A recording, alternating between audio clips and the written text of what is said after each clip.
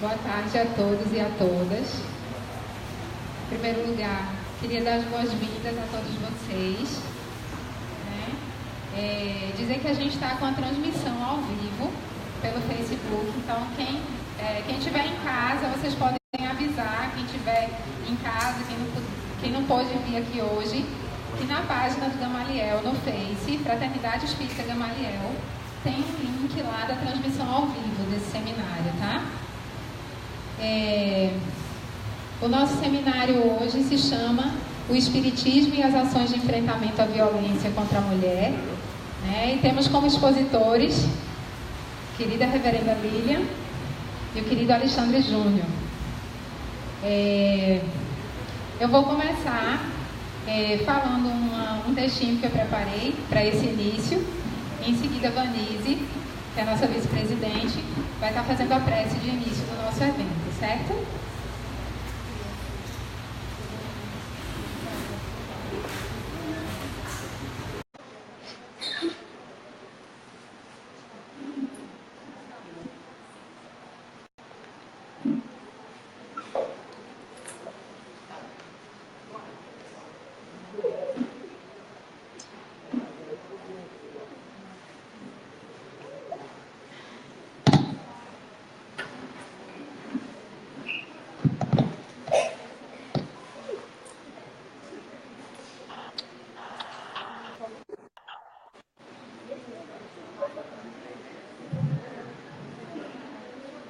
Bom, é com grande alegria que damos início a esse importante seminário da Fraternidade Espírita Gamaliel, o Espiritismo e as Ações de Enfrentamento à Violência contra a Mulher.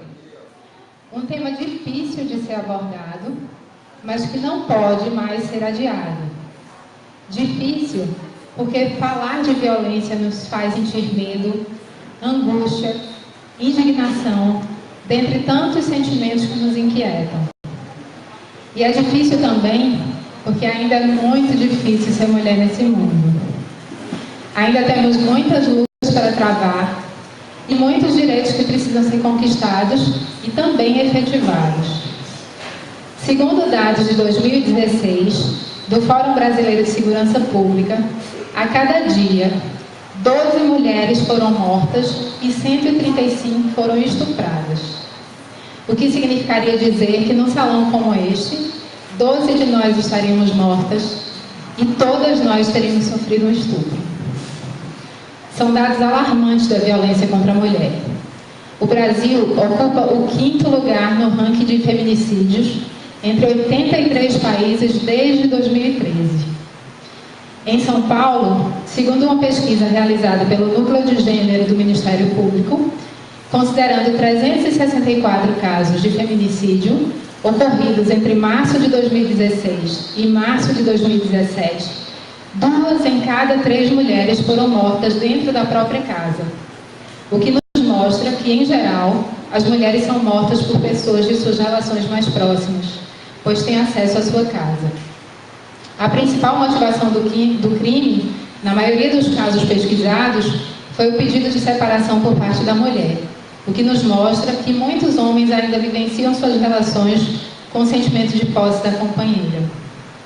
Em muitos casos, a sociedade, que somos nós, acaba reforçando a violência sofrida pela mulher, por não conseguir enxergar a raiz desse problema. Como podemos perceber pelos dados gerais, a violência contra a mulher ocorre em nosso cotidiano.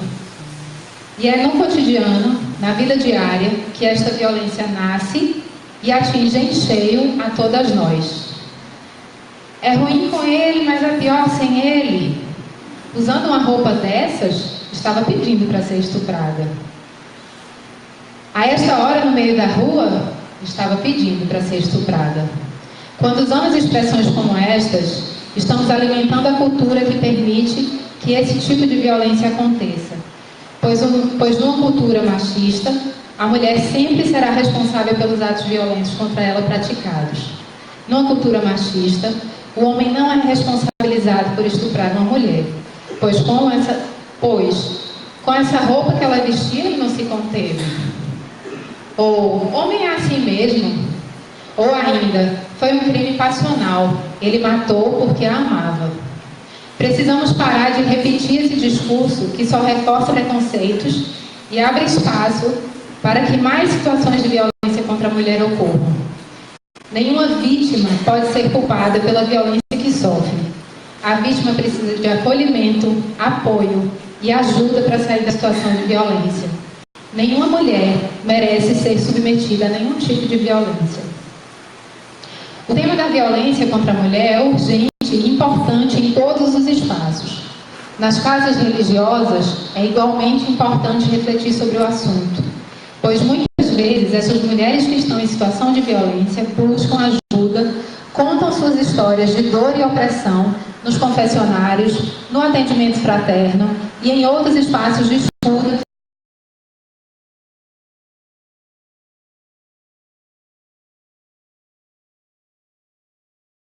Nenhuma fala que julgue quem sofre a violência.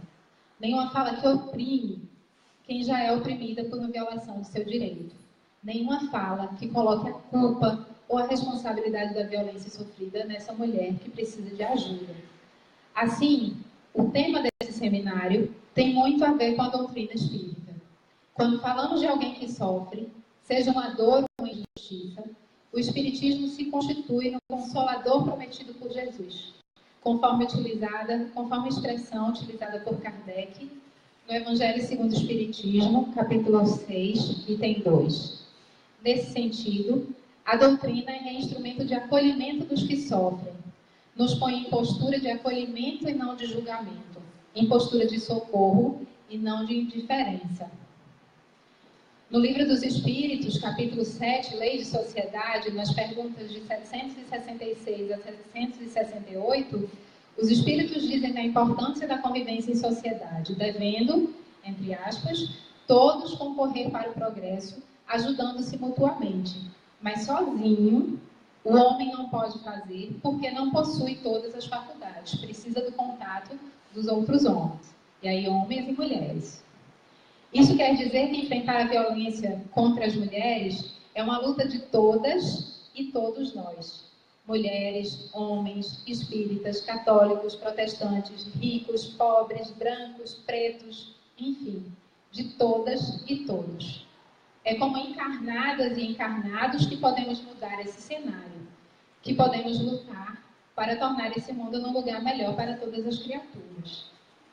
Para não tomar mais tempo, pois estou ansiosa para escutar e aprender mais sobre o tema, quero agradecer a querida reverenda Lilian, que encontrou um tempo em sua agenda para estar conosco, refletindo um tema tão importante no qual ela tem experiências e estudos riquíssimos para compartilhar. Também quero agradecer ao querido Alexandre Júnior, que também, em meio a muitos compromissos, aceitou o desafio de falar sobre o tema por carinho e respeito que tem a Fraternidade Espírita Gamaliel. Gostaria também de agradecer a cada trabalhador e trabalhadora da casa, porque sem vocês não conseguiríamos fazer um evento tão bonito e tão cheio de acolhimento. Agradeço ainda a todos os amigos e amigas que contribuíram na divulgação, impressão de cartazes, doações, empréstimos de materiais e equipamentos, transmissão ao vivo do evento e etc. E para finalizar, agradeço a cada um dos presentes, reforçando que as portas da Fraternidade Espírita Gamaliel estão sempre abertas para quem quiser nos visitar em outros momentos. Bom seminário a todos e a todas. Agora eu passo a palavra a Vanise, que irá fazer a prece de início do evento.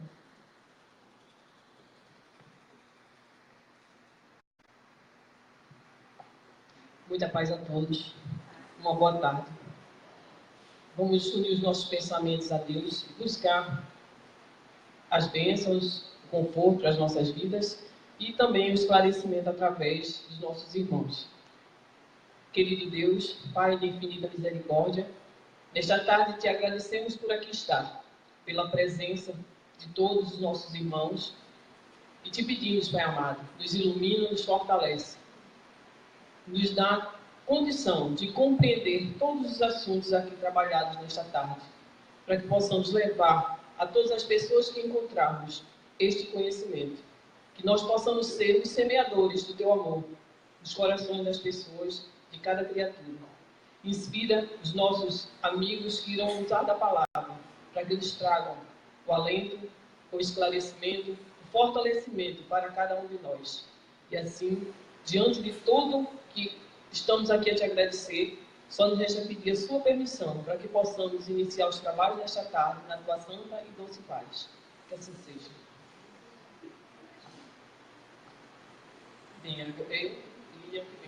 Lilian, por gentileza, passo a palavra para você.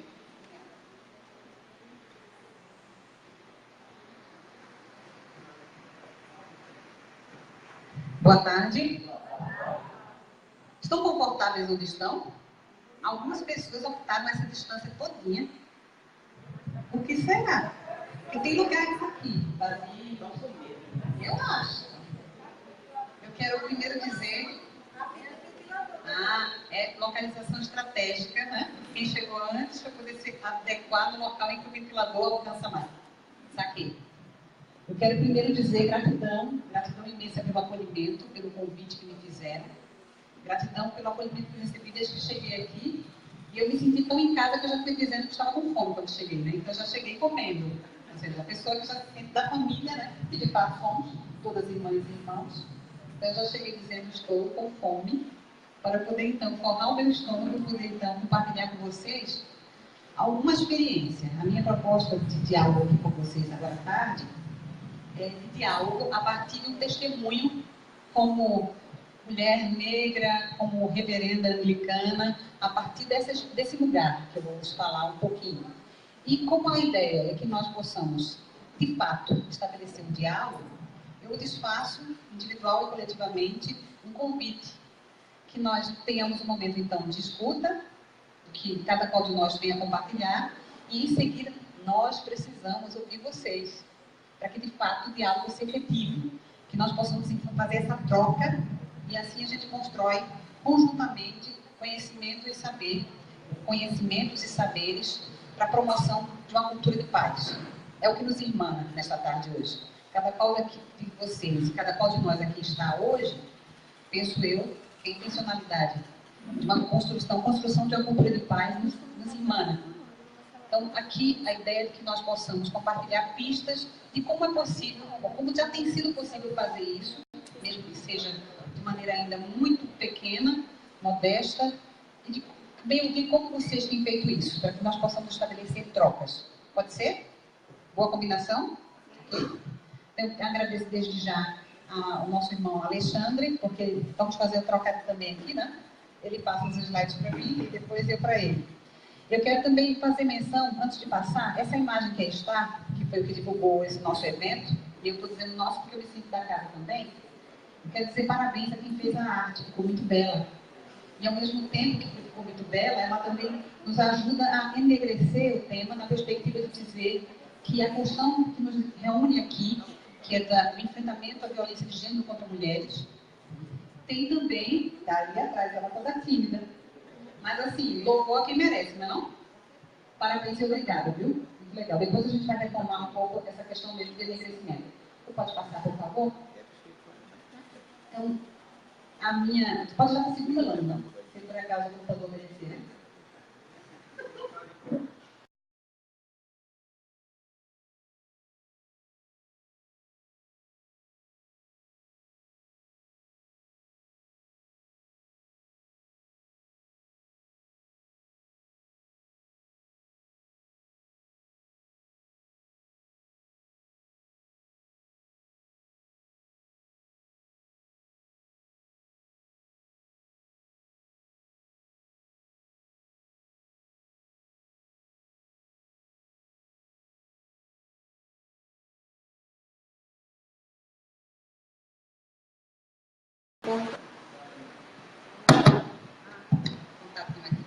Portanto, em sendo filha, também eu sou, mesmo que haja uma permanente tentativa de me embranquecer nesse estado, em que o racismo ele tem essa tendência de ser atenuado ou mascarado, né?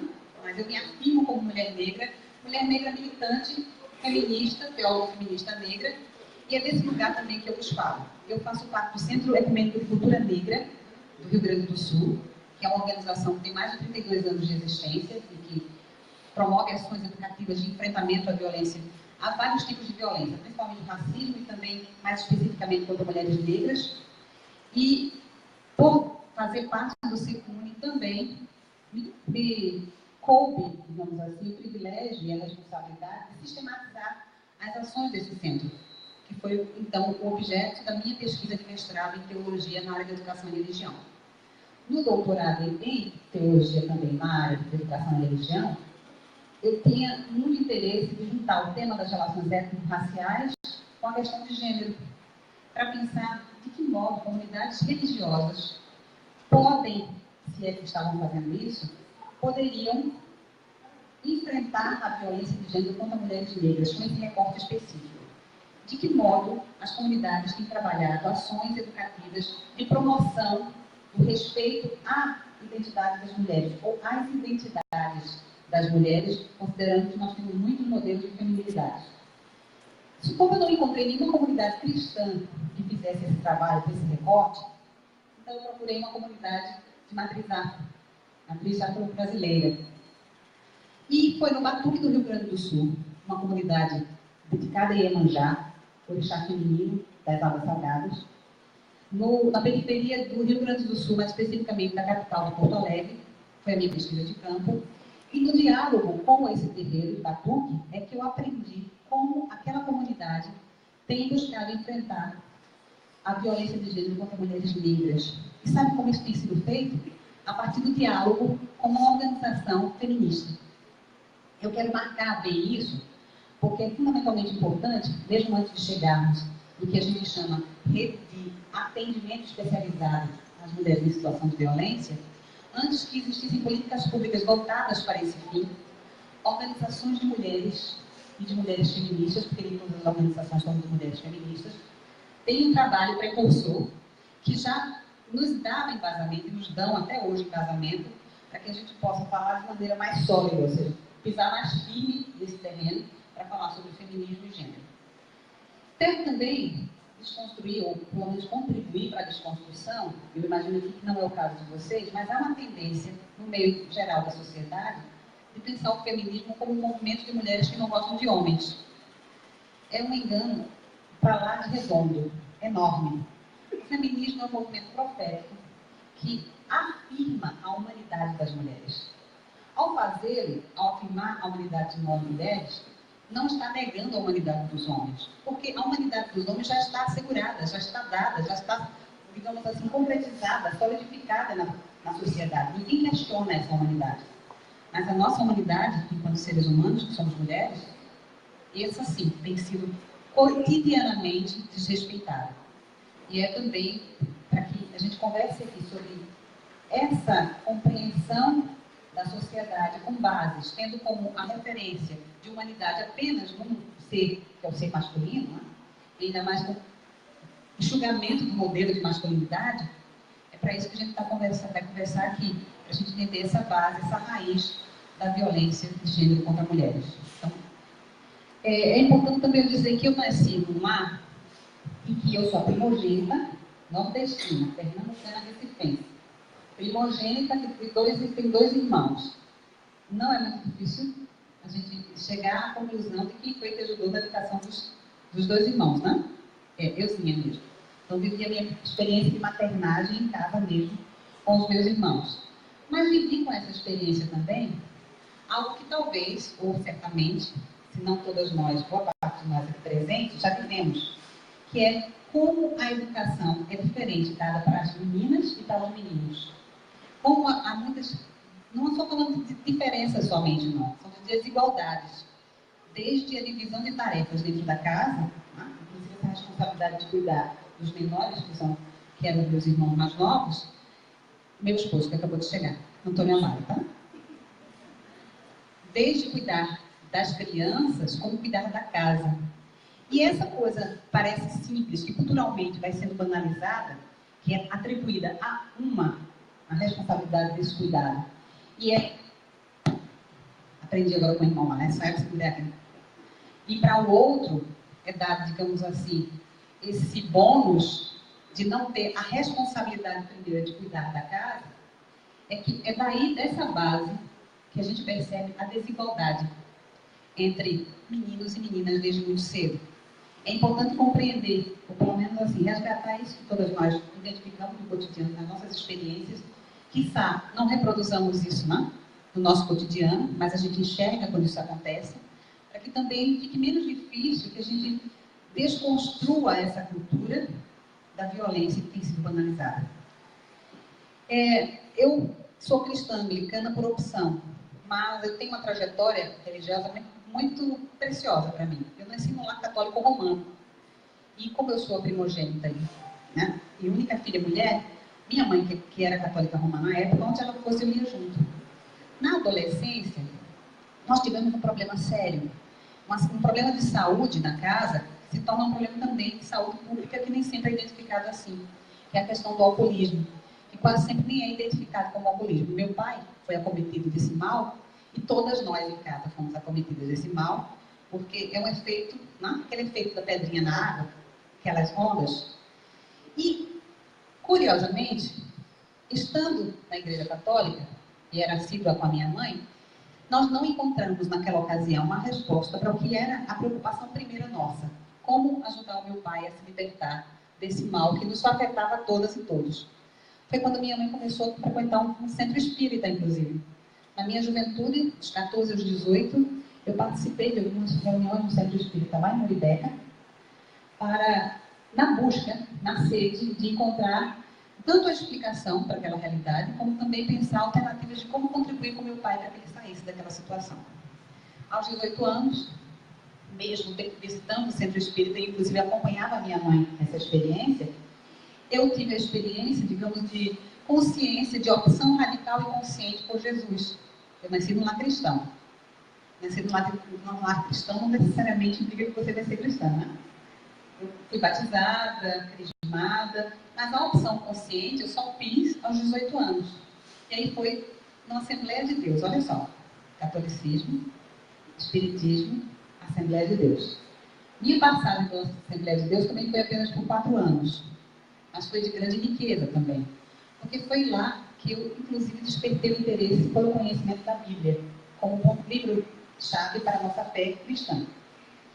Só que no seminário de teologia, e também sempre muito compreender por que o discurso evangélico, pentecostal, dava lugar às pessoas de maneira muito distinta e desigual, apontava o lugar para onde minha mãe iria por ser católica, porque às vezes uma tendência de rotular as pessoas que são de outras tradições de fé, de outras tradições religiosas, né, como idólatras, principalmente na compreensão da história do Brasil, né, principalmente as católicas. E aí, imagina, eu herdei a minha fé preciosa da pessoa que mais me é preciosa. E aí, o lugar em que eu estão dizendo que o lugar da minha pronta ela vai, essa pessoa que me deixou de herança essa fé, não é dos melhores lugares do mundo, né? Algum problema tinha. No seminário, nesse período de formação inicial, eu descobri um conceito que para mim se tornou muito caro, ecumênico. Lembra que eu falei que faço parte do Centro Ecumênico de Cultura Negra? E o ecumenismo passou algo muito importante para a minha vida, porque eu percebi aí uma chave de diálogo com outras tradições religiosas, tradições de fé, para que eu pudesse, inclusive, fortalecer a minha própria fé. Sem aquele medo de que se eu me aproximo da outra e do outro que tem uma fé diferente, eu vou me tornar. E se tornar também não seria problema, mas essa angústia, esse sofrimento de que se eu me aproximar da outra pessoa, eu vou perder um pouco da minha identidade. Como se nós, a todas as instâncias do cotidiano, nós estivéssemos fazendo essas trocas, né? Esse compartilhamento.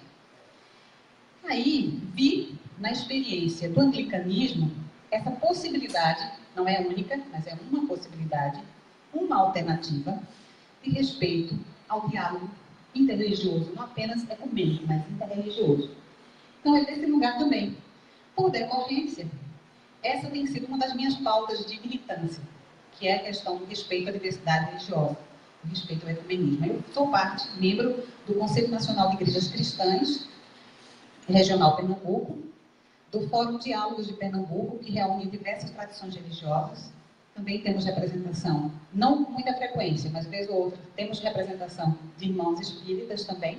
Mas a intenção, já fica aqui o convite, quem sabe, né, daqui da Federação Espírita Gamaliel, nós possamos ter a representação mais presente do espiritismo, porque nos ajuda a crescermos.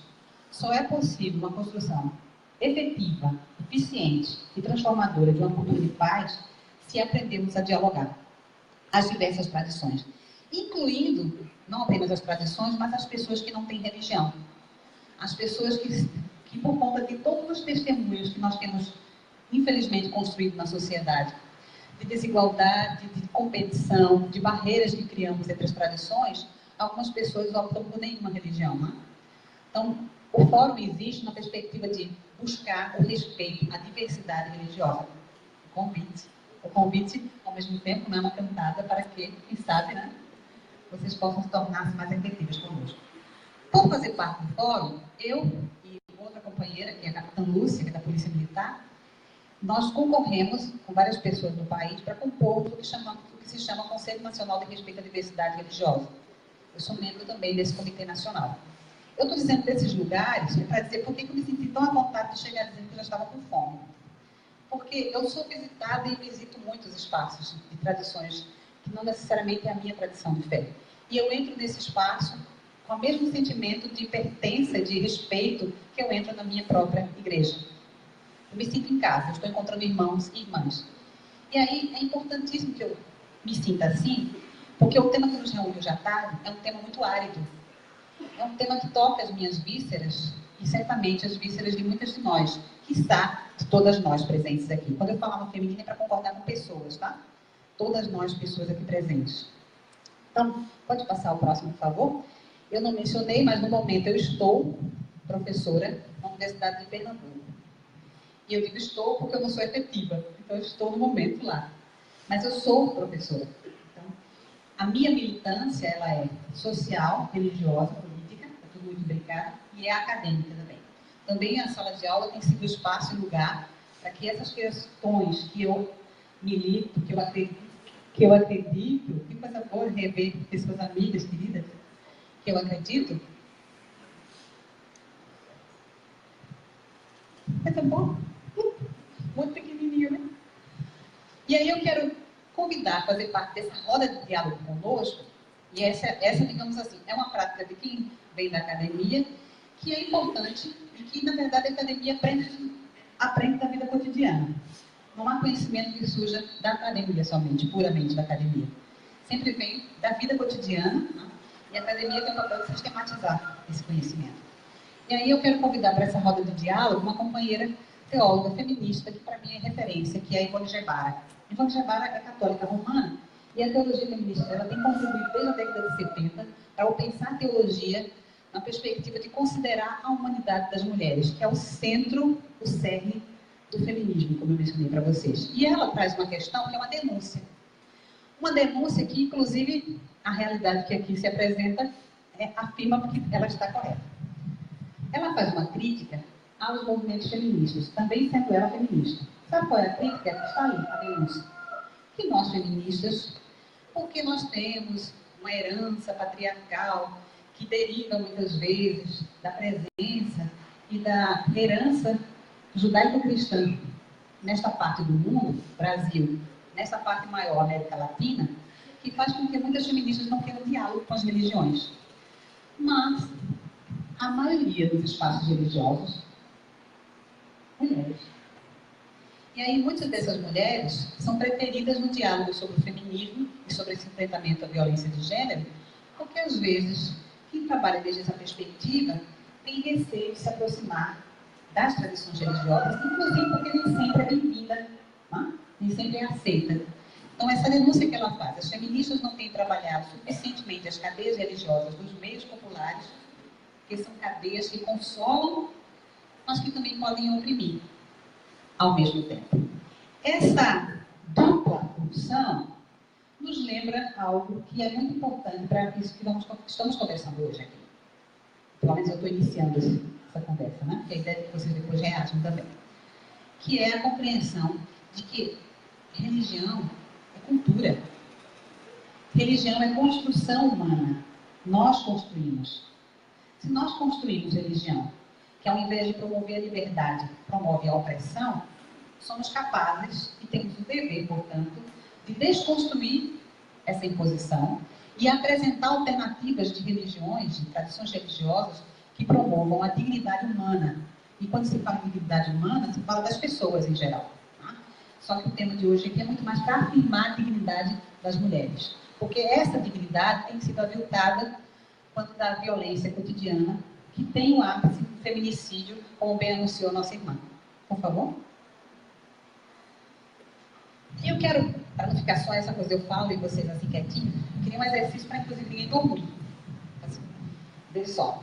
A pergunta que está ali, quem conhece, quem tem a experiência, por exemplo, quem aqui conhece alguma mulher que tenha vivido em situação de violência doméstica? Permaneça sentada. Quem não conhece, fica em pé. Nem se acomodou, né? Tá? Próxima pergunta. Todas nós conhecemos alguma mulher que viveu em situação. Melhorou? Quem concorda que, agora entre aspas, porque é um ditado muito conhecido, podem ler? Hein? Quem concorda com isso? Permaneça sentado.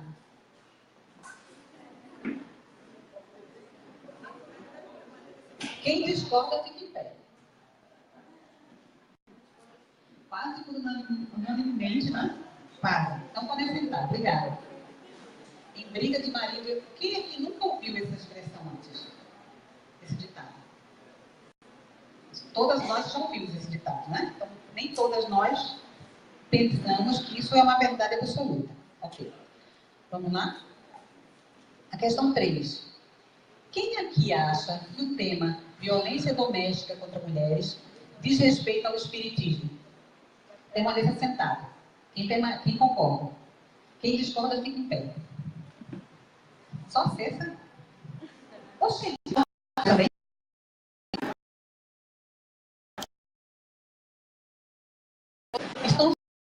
Estamos no lugar certo, com o tema certo, no momento certo, com pessoas certas, para falar sobre um tema que nos é muito caro. Sim? Então vamos adiante. A quarta mais. Quem já participou de alguma palestra ou outra atividade de formação sobre esse tema, levanta o braço. Então, algumas pessoas, está meio a meio quase, né? Algumas pessoas sim, outras não. Quem acha que a situação econômica, as drogas e a bebida são os principais responsáveis pela violência doméstica? Quem aqui acha que violência doméstica é crime? Unanimemente. Que bom. Quem acha que a pessoa autora da violência deve ser responsabilizada e punida? Se é crime, né? Então, para sermos coerentes, antes de passar, eu quero só voltar um pouquinho para a gente conversar sobre esses temas que estão expostos aí. Vocês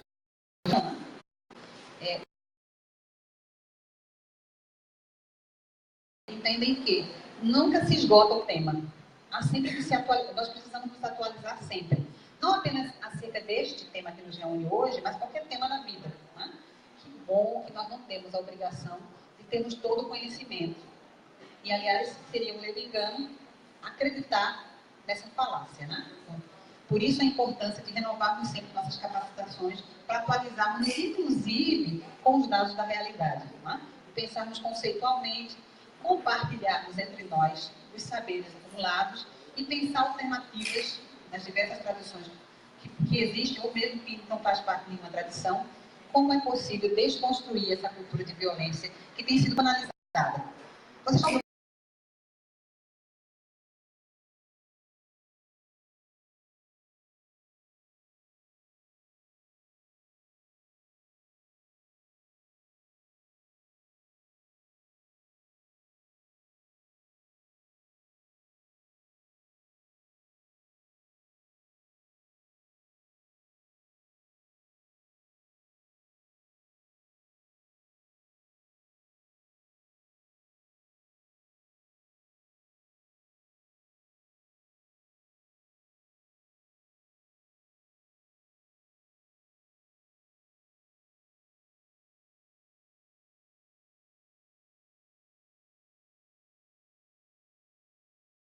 Mas a gente disse que isso é construção cultural. A violência é uma construção cultural. Então, a Ana faz essa denúncia que é preciso parar de banalizar o mal. É preciso indignar-se com ele. Precisamos nos indignar com esse mal e dizer que sim, é possível viver experiências, relações humanas que promovam dignidade, não morte. Ainda não. Quem acha, eu perguntava sobre as bebidas, essa pergunta é muito pertinente. Eu quero, inclusive, já adiantar, mas depois eu vou deixar aqui para vocês. Essa cartilha aqui é a primeira edição, Prevenção e Enfrentamento à Violência Doméstica contra as Mulheres, do Serviço Anglicano de Diaconia e Desenvolvimento. Eu vou deixar esse exemplar aqui para a comunidade, para a nossa comunidade, e trouxe também, e depois eu vou mandar o link de acesso para a versão atual, porque essa é a primeira edição que está esgotada. A segunda edição, que foi revisada e acrescido um capítulo a mais, que inclusive acrescenta ao tema aqui, a questão da feminilização da AIDS como decorrência da violência de gênero contra as mulheres, eu vou disponibilizar depois o link, que vocês podem acessar. Então, muito do que eu estou trazendo aqui foi extraído dessa cartilha, que foi construída a várias mãos, e eu, junto com uma outra amiga que é psicóloga, assim como você, também anglicana, nós juntamos esse material construído a várias mãos, mulheres e homens, né, para que a gente pudesse pensar para dentro da igreja ações de enfrentamento a essa realidade, como facilitar rodas de diálogo na comunidade, como pensar ações efetivas de transformação dessa realidade de violência e, principalmente, como sensibilizar as nossas comunidades, pessoas de uma forma geral, não apenas as lideranças cléricas, mas as lideranças leigas, a estarem sensíveis para enxergar no nosso meio, inclusive, mulheres que vivem em situação de violência, que de tanto tempo que vivem, que de tanto tempo que acompanharam, que lhes antecedeu, suas avós, suas mães, viverem em situação de violência, acham que é assim mesmo, não há o que fazer. Entram num conformismo que, às vezes, só se liberta dessa violência quando o cônjuge morre. Tá? Então, eu vou deixar para vocês aqui. Então, há uma tendência, às vezes, na linha da banalização do mal, de desresponsabilizar o autor da violência quando a gente diz que a droga é responsável pela violência que pratica. Seja o álcool, que é uma droga, digamos assim, que se faz até apologia para o uso dela, mas quando você se torna alcoólatra, né, ou quando você desperta o alcoolismo em você, você é rechaçada ou rechaçado, você é discriminada negativamente, e outros tipos de drogas não lícitas, né?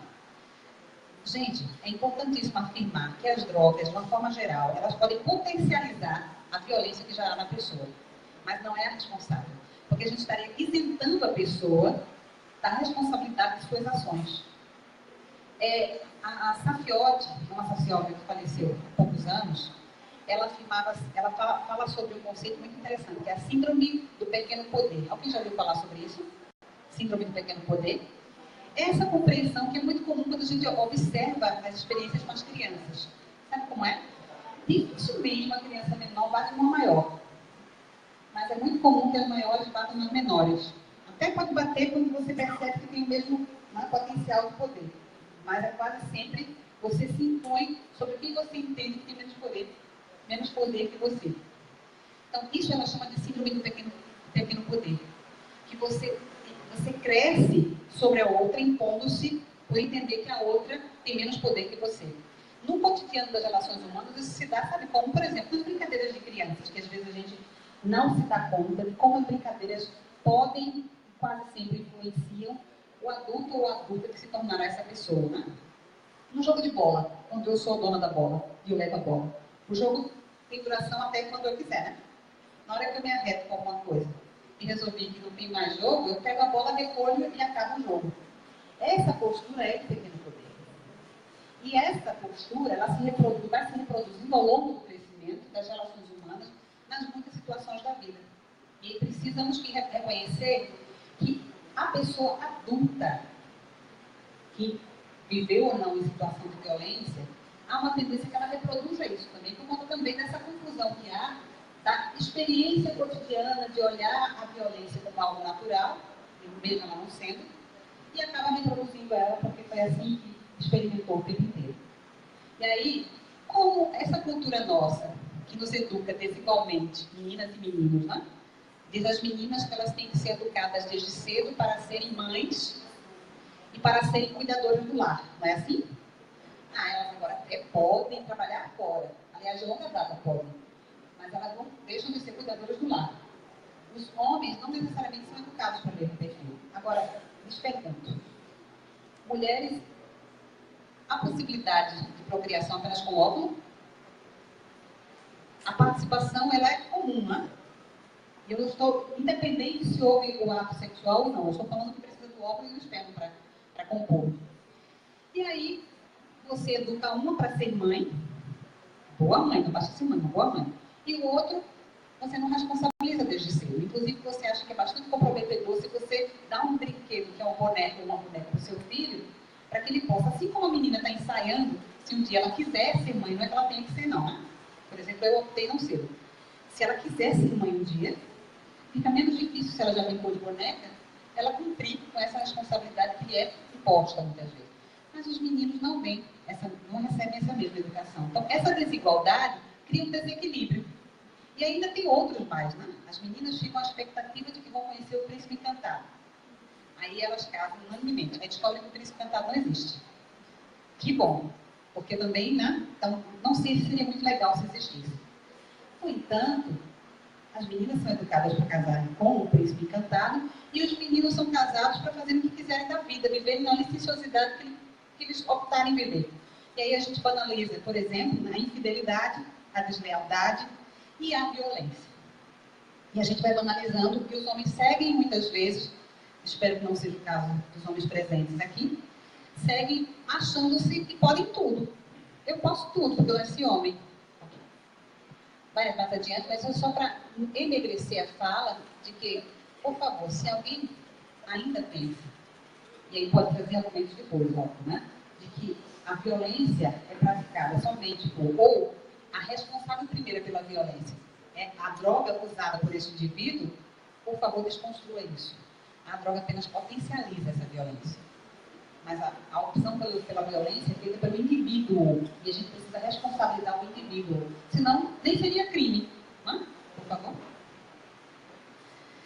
Vida cotidiana, que já começou a ser apresentada por nossa irmã, quando da abertura do evento, mas que eu lembrava que vocês, eu, todas nós, nos chocamos cotidianamente, inclusive no horário de almoço, nos noticiários sensacionalistas que sempre passam situação de violência contra a mulher.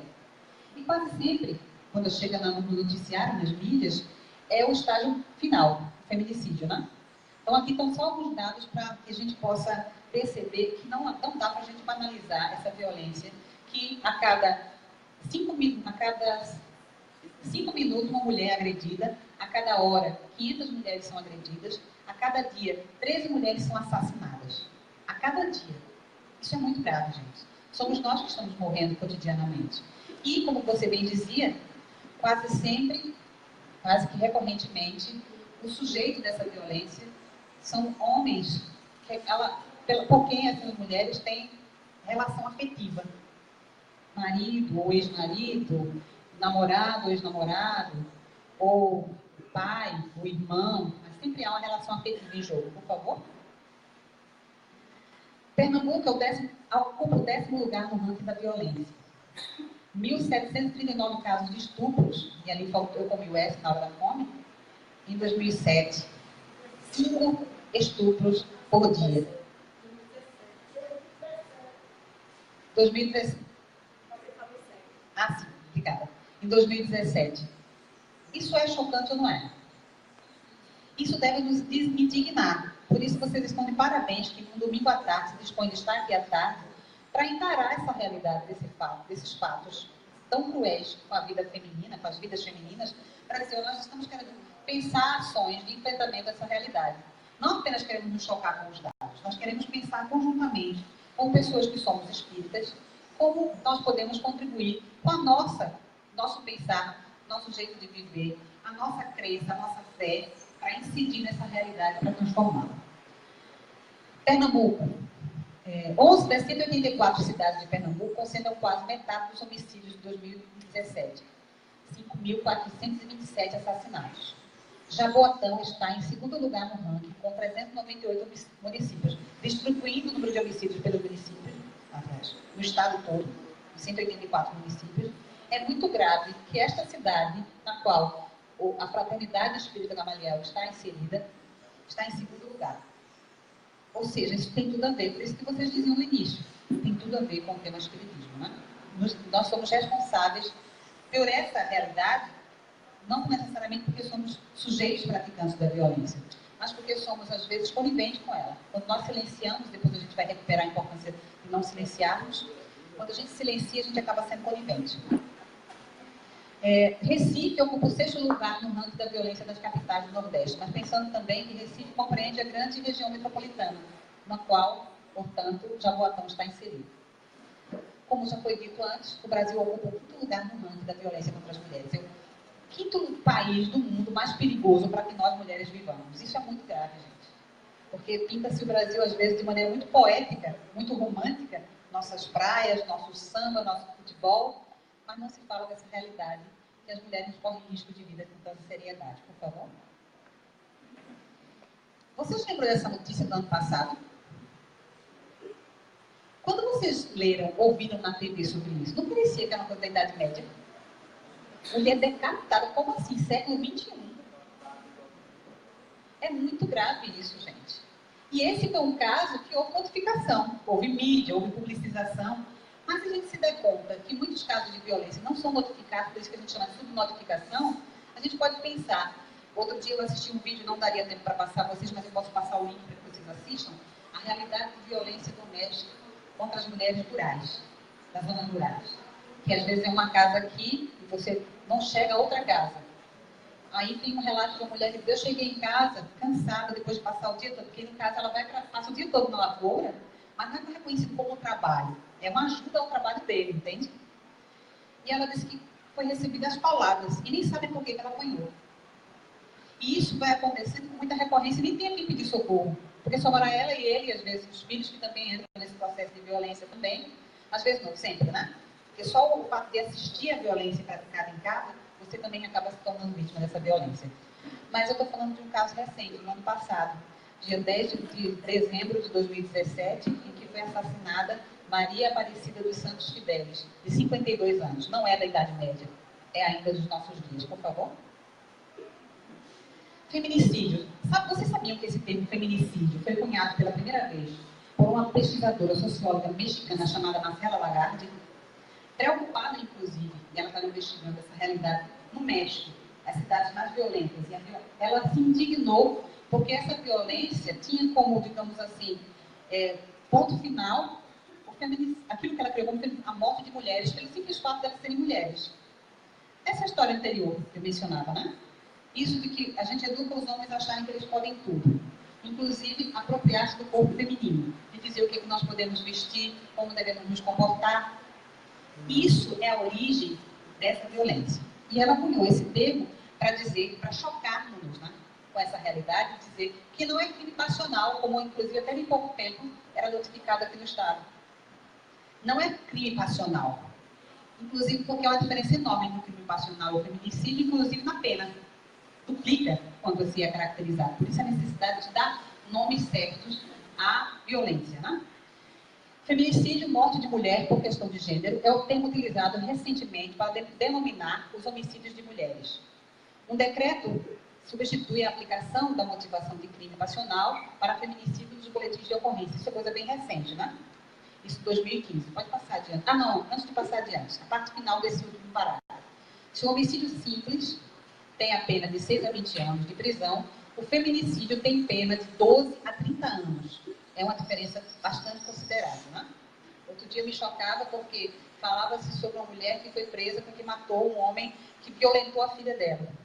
Não sei se vocês viram esse caso na televisão. Levou 12 anos. E aí eu me chocava porque eu lia, quase na mesma página, o homem que foi preso porque matou a mulher, 6 anos. Eu disse, como assim? Como assim? Porque isso tem a ver com esse valor que culturalmente nós construímos da vida feminina e da vida masculina. Eu mato um homem, 12 anos de prisão. Se eu sou morto pelo homem, ele recebe 6 anos de prisão. Porque foi caracterizado como crime passional. Se fosse caracterizado como feminicídio, seria os 12 anos também. Por favor? Então faz muita diferença. A Organização Mundial de Saúde já nos alerta desde 2013, inclusive no seu relatório, em relação ao tema da violência doméstica, violência de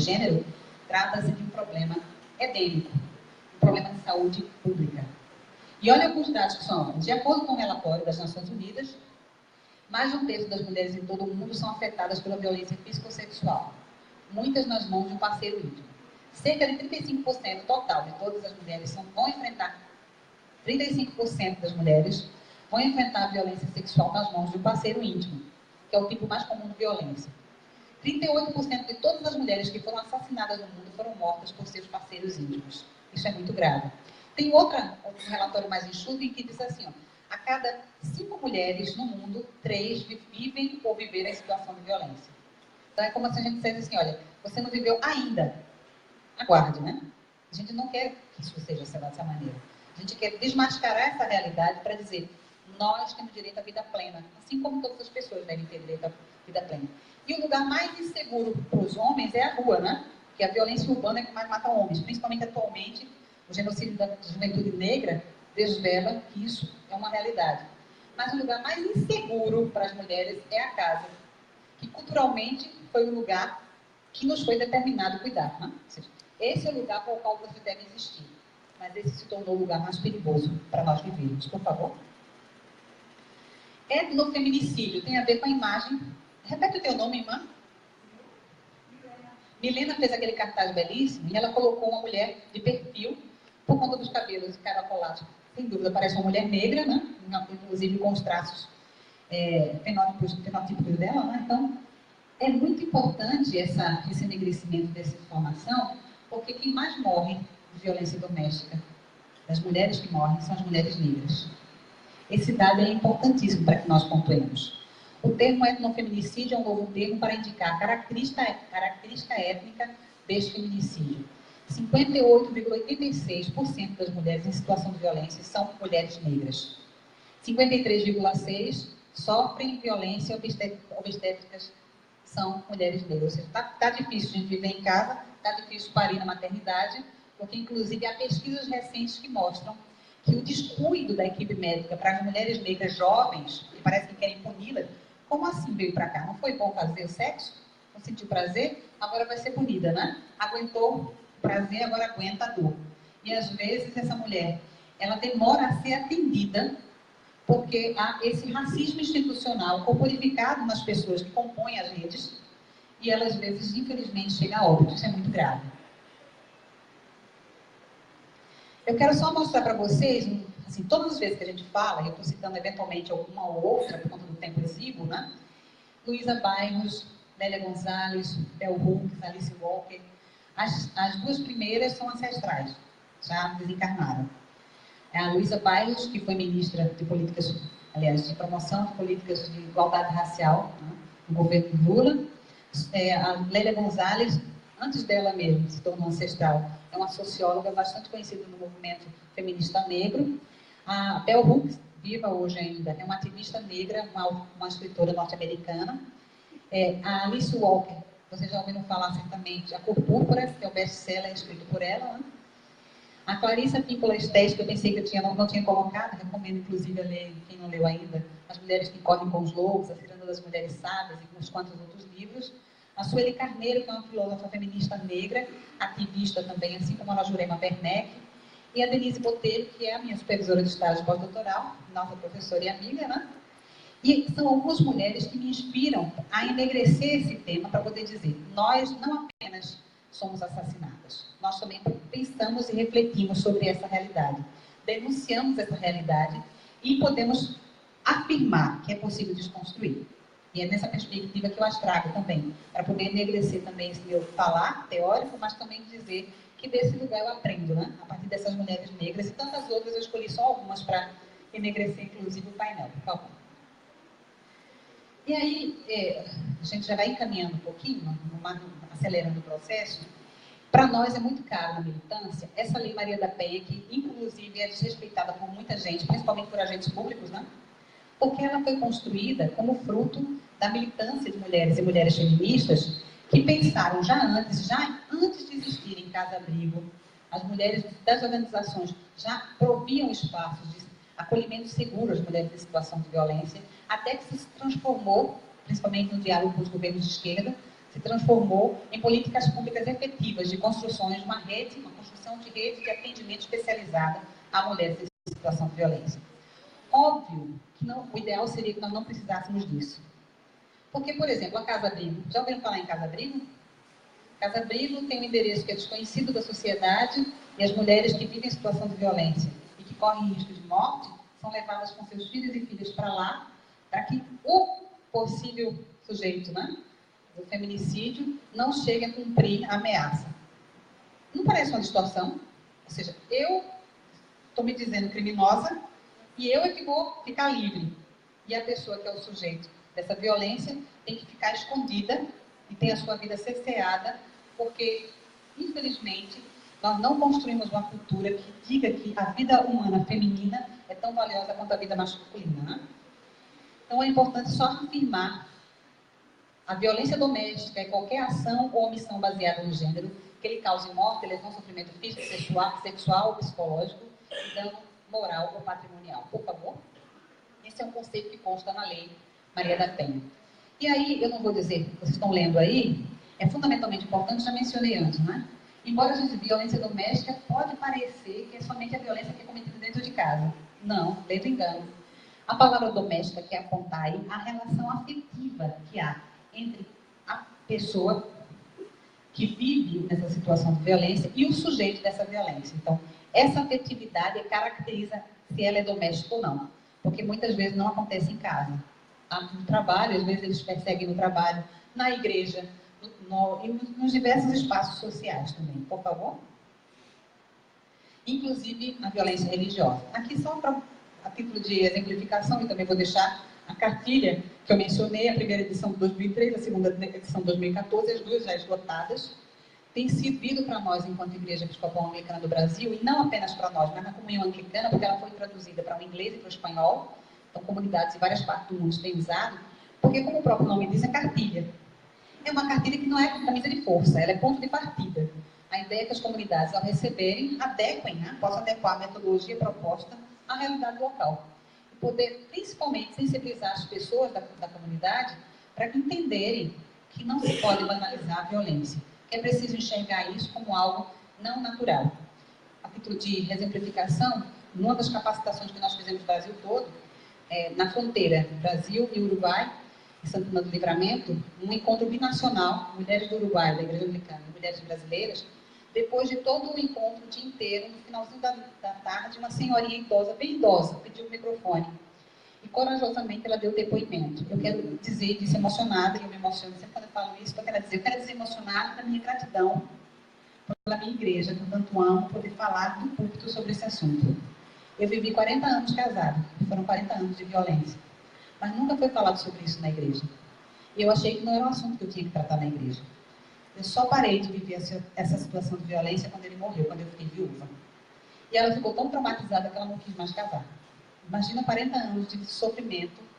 As nossas barbas, né, para quem as tem, ou os nossos queixos, para quem não tem barba, se bem que eu tenho um pouquinho. Brincamos de ver quanto tamanho, inclusive. Namora com mulher de barba, quem pode, né? As nossas vistas e a gente não enxerga.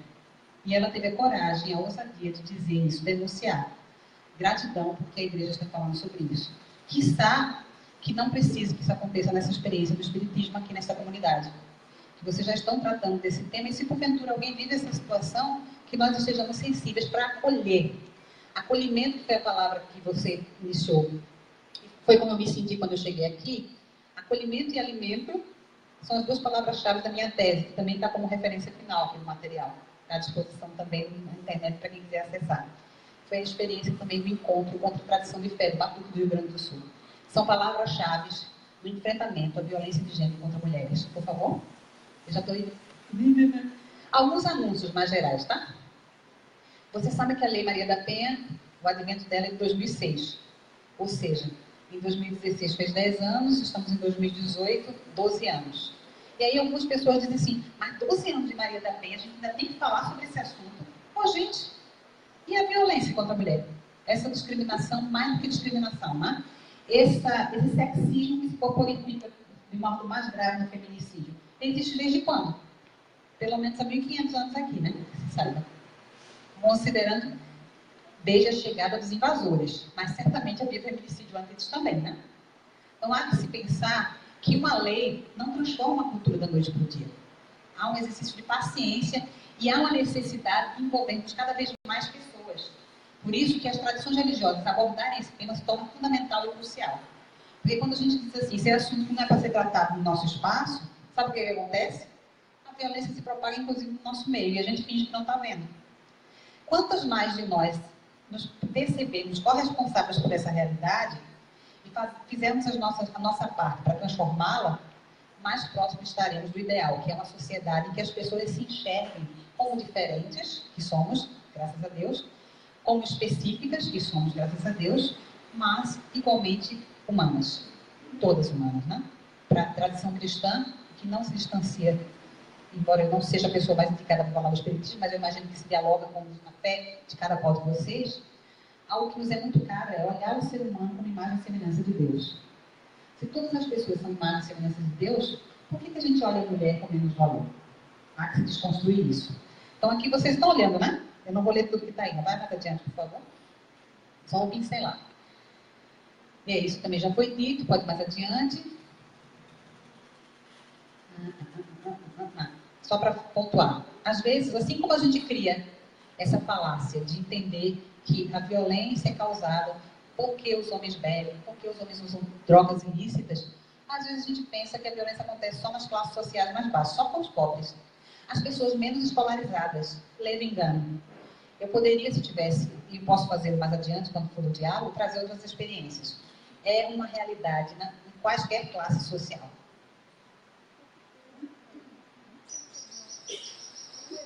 Sim, depois ele vai sobrar para ti. Um exemplo bem concreto ela trouxe para nós no jornal de ontem, de sexta-feira, tá? Depois ela vai trazer, vamos trazer. Sobrar para ti, estou aproveitando o meu tempo. Pode ir mais adiante, por favor. Não pode ir mais adiante. Porque lembra que eu falei que eu comecei com denúncia? Eu sou teóloga, lembra? Então, para nós, profecia é uma palavra muito cara. Então, a gente denuncia, mas a gente anuncia. Então, trazendo anúncios, para que a gente possa transformar essa realidade também. Identificar, ampliar nossa enxergância. Vou eu para aquele exemplo que eu faço sempre, faço muito lá na Liberdade, né? Quando eu tiro os meus óculos, eu só enxergo bem os rostos de quem está aqui na frente. Quando eu ponho os meus óculos, eu enxergo o rosto de todo mundo que está aqui, porque eu não enxergo bem a distância, né? Então, eu preciso do grau para melhor enxergar essa realidade.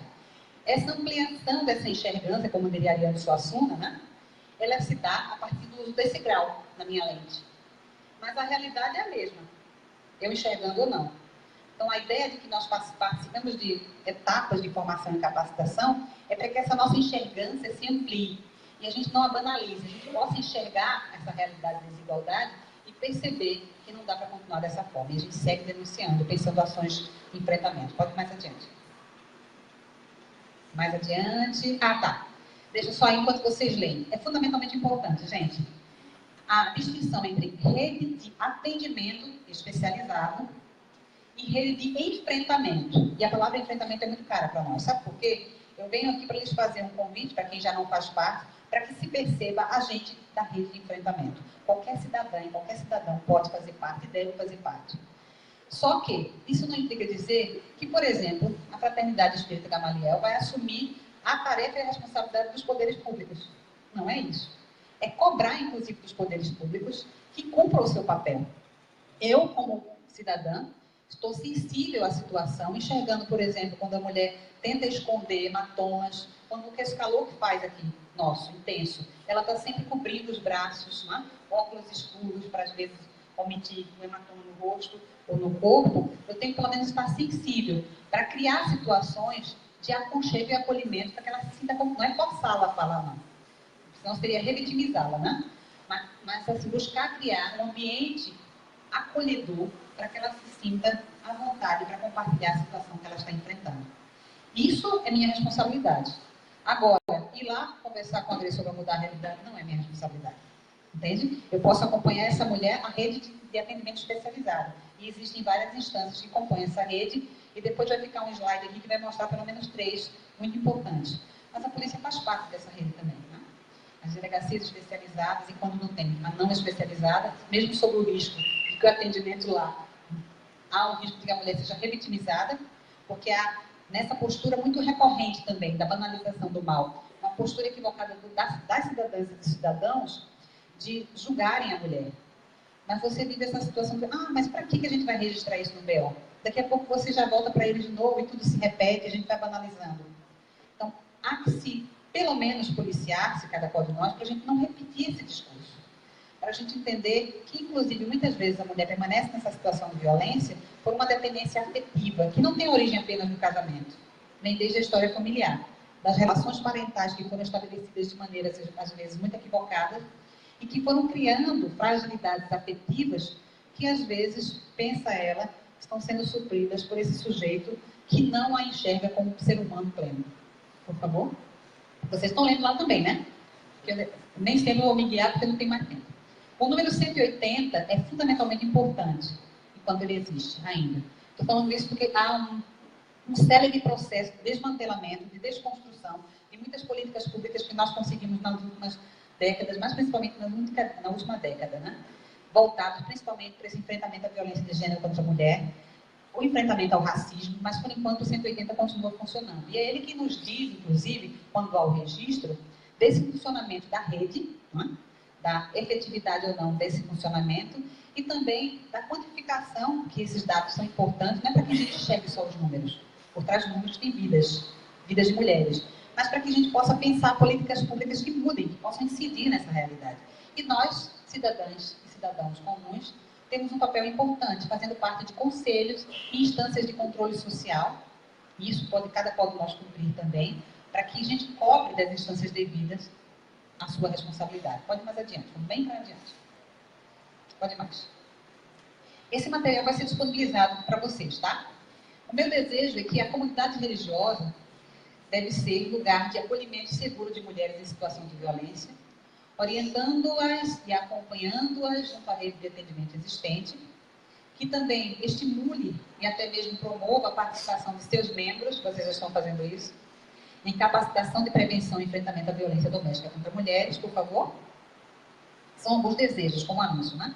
Aqui tem pelo menos 3 equipamentos, a gente chama de equipamentos, são instituições que fazem parte dessa rede especializada, né? Citei 3 específicos: a Vara de Violência Doméstica e Familiar contra a Mulher, o Centro de Referência da Mulher Maristério Ajuste e a 2ª Delegacia de Polícia da Mulher que fica em Prazeres. Isso tudo vai ficar aqui, pode ser disponibilizado para vocês, mas talvez o Alexandre traga até outros dados que a gente recebeu depois, né? Graças à sua informação. Pode passar adiante, por favor. Aqui algumas referências, inclusive da cartilha, da minha tese, o texto da Ivone Gebara, da Marcela Lagardes. Na minha tese, todas as autoras que eu mencionei lá, que me inspiram, estão citadas, inclusive, que contribuem para esse olhar dessa realidade. Pode ir mais adiante. E aí eu concluo com o texto da Audre Lorde, que dá nome ao nosso grupo de pesquisa na Rural, na Universidade Federal Rural de Pernambuco. A Audre Lorde, um grupo de pesquisa em educação, gênero, raça e sexualidades. E Audre Lorde é uma ativista feminista lésbica, negra, norte-americana, já ancestral hoje em dia. E ela fala sobre a importância de rompermos o silêncio, que também dá nome ao título do livro de um dos livros mais importantes, a tese do 2º doutorado da Ivone Gebara, né? Rompendo o silêncio. O silêncio, quando colocado na mão dos nossos inimigos, se torna uma arma, às vezes, fatal para nós. Quando os homens são sujeitos da violência, silenciar e não denunciar, a gente está contribuindo para que esse silêncio nos mate. Então, o papel de nós, pessoas que fazemos parte de comunidade, e em particular estou falando aqui para vocês, é romper com esse silêncio. E aí a Audre Lorde nos diz: seu silêncio não vai te proteger. Isso não somente para as mulheres que estão em situação de violência, mas para cada qual de nós que nos sentimos afetados por essa violência, que tem dito, que tem desconstruído isso que é tão caro para a teologia na perspectiva cristã, e eu penso que nada discorda a teologia espírita, né? O ser humano é imagem, é criação, imagem e semelhança de Deus. Eu preciso só dizer um relato bem brevezinho. Quando eu estava revisitando a tese, para poder escolher o que eu ia dizer em pouco tempo, e eu não estou me queixando do tempo, mas porque a roda de diálogo se propôs nisso, né? Isso mexe com as minhas vísceras, porque isso tem a ver com a minha própria história de vida. O tema da violência deve ser tratado com mais leveza. E eu tenho aprendido a fazer isso com aquelas mulheres que eu citei. E eu quero sugerir que quem puder leia Bell Hooks e leia também a própria Clarissa Pinkola Estés, porque abordam esses temas de modo a nos lembrar. Por exemplo, somos nós, mulheres negras, a maioria nessa sociedade. E muitas vezes não experimentamos o amor. Mas quando nós experimentamos essa força poderosa e transformadora que é o amor, somos capazes de revolucionar a sociedade. Este, digamos assim, valor tão caro, tanto para a tradição cristã como para a tradição espírita, né, que é o amor, nos deve impulsionar para que a gente revolucione essa sociedade. É possível, sim, desconstruir essa cultura de violência e é possível, sim, promover vida plena, vida digna para todas as pessoas. Gratidão imensa pelo carinho e pela escuta atenta de vocês.